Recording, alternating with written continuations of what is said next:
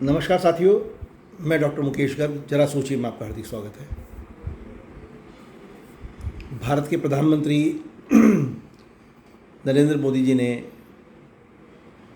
कल देश की वित्तीय स्थिति का आकलन करते हुए देश की जनता से कुछ महत्वपूर्ण बिंदुओं के ऊपर अपील की है, जिसमें प्रमुखता से ये मुद्दे हैं कि आम जनता कोशिश करे कि पूरे एक साल तक कोई गोल्ड ना खरीदे, पेट्रोल डीजल का किफ़ायत के साथ इस्तेमाल करें, खाद्य तेलों को जो है वो बहुत किफ़ायत के साथ इस्तेमाल करें, खेतों के अंदर केमिकल लगाने के लिए किसान ज़्यादा उत्सुक ना रहें, हिसाब से केमिकल लगाएं।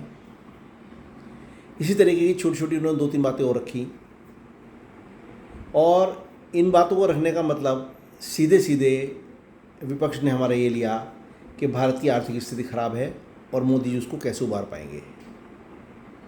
जबकि ऐसा नहीं है।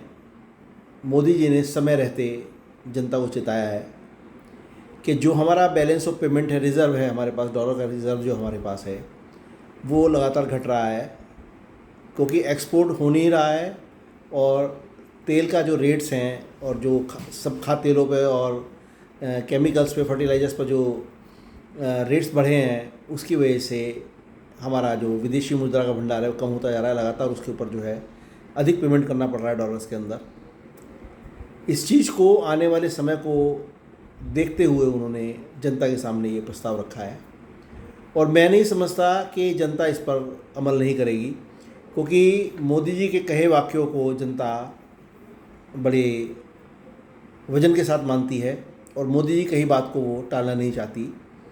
इसलिए लगता है कि जनता इन सब बातों पर अमल करेगी, और यदि जनता अमल करती है, किसी वजह से एक साल सोना नहीं खरीदा गया, तो देश को लगभग $60 बिलियन की जो है बचत होगी। यानी $60 बिलियन से भारत का जो रिज़र्व है वो इफेक्ट करेगा, बढ़ जाएगा। इसी तरीके से खाद्य तेलों की, पेट्रोलियम की, सबकी जो यदि किफ़ायत के साथ करी जाए तो $60 से $100 बिलियन इस पर बचाए जा सकते हैं। ऐसा करके मोदी जी ने देश की जनता को ठीक तरीके से जीवन यापन करने का एक मंत्र दिया है। उन्होंने कहा है कि खर्च कम करो, बचत ज़्यादा करो, और इन सब चीज़ों के ऊपर कम से कम इन्वेस्ट करो, ताकि जो है आपका तो अपना भला होगा ही होगा, साथ साथ देश सेवा होगी और देश का भला भी होगा। वैसे मैं आपको बता दूं कि 1933 में अमेरिका के अंदर बहुत भयानक आर्थिक मंदी आई थी, और उस समय अमेरिका ने पूरे देश के अंदर जो जनता के पास सोना था उस पर बैन लगा दिया था, और उस सारे सोने को जब्त करके, देश की जनता के सोने को जब्त करके सरकार ने अपना गोल्ड रिजर्व बढ़ाकर अपना डॉलर्स का जो है छापना जारी रखा था, जिसकी वजह से मात्र एक साल के अंदर अंदर अमेरिका दोबारा पटरी पर लौट आया था। इस तरह की घटनाएं विश्व में होती रही हैं, और मैंने तो आपको अमेरिका की सबसे बड़ी जो देश है विश्व का, उसकी इस घटना से अवगत कराया है। भारत के अंदर हालांकि कोई भी इस समय आपातकालीन स्थिति नहीं है, ना ही किसी चीज़ की यहाँ कमी है, ना किसी तेल पदार्थ की कमी है, ना खाद्य तेल की कमी है, ना फर्टिलाइज़र की कमी है, ना सोने की कमी है। लेकिन ये ज़रूर है कि यदि हम बचत कर लें तो देश के साथ साथ हम तो सुधरेंगे, देश भी सुधरेगा।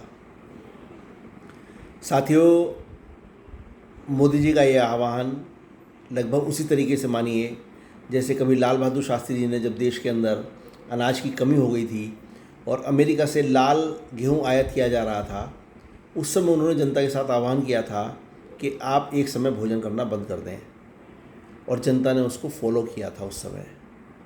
और फिर केवल फॉलो ही नहीं किया था, मात्र 2 वर्ष के अंदर भारत आत्मनिर्भरता की तरफ बढ़ने लगा था खाद्यान्न के अंदर।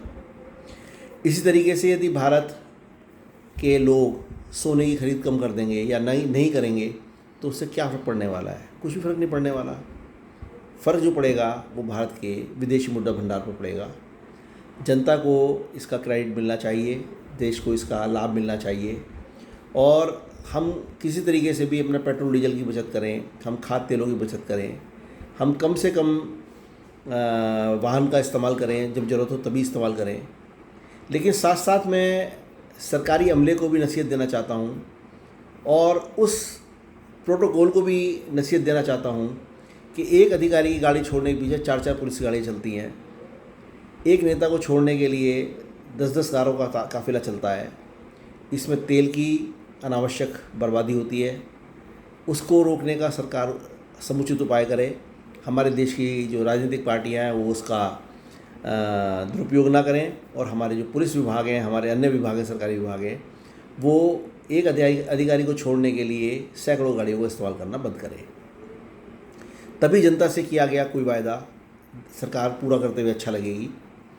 और जिस तरीके से विदेशी ट्रैवल करने पर भी मोदी जी ने 1 साल के लिए लोगों को मना किया है, उस पर भी हमें विचार करना चाहिए, क्योंकि उससे विदेशी मुद्रा बाहर जाकर खर्च होती है और जो हमारा एविएशन फ्यूल है उसकी बढ़ती कीमतें एविएशन को जो है वो सहारा दे सकेंगी। मेरा ऐसा मानना है। साथियों, देश के अंदर किसी भी तरीके की आर्थिक प्रतिबंध लगाने की सरकार की कोई मंशा मुझे नहीं प्रतीत हो रही।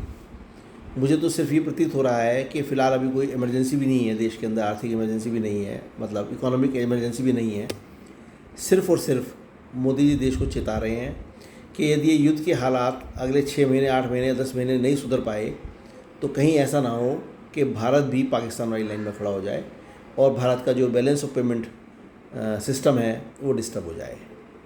यदि हमें वाकई में अपने देश से प्रेम है तो हमें इन सब चीज़ों पर अमल करना चाहिए। ज़रा सोचिए। साथियों, यदि मेरे विचार आपको उचित लगें तो कृपया मेरे चैनल को लाइक कीजिए, शेयर कीजिए और सब्सक्राइब कीजिए। धन्यवाद।